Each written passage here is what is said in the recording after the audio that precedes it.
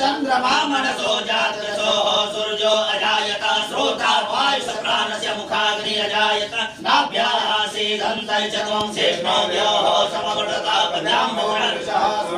तथा लोकाः देवेन देवाय जमदन्वरा वसन्तो स्यासीद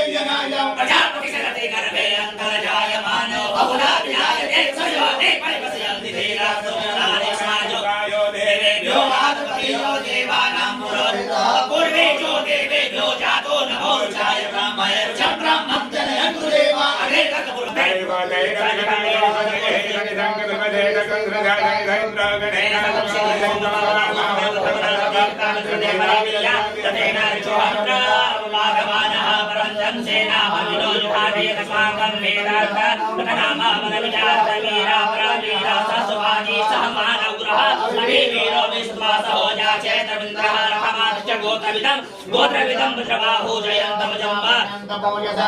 सराता सुगुणमधं अभिगोत्राणि सहसा गाहमानो दयो वीरः ओम वै वंशो मुने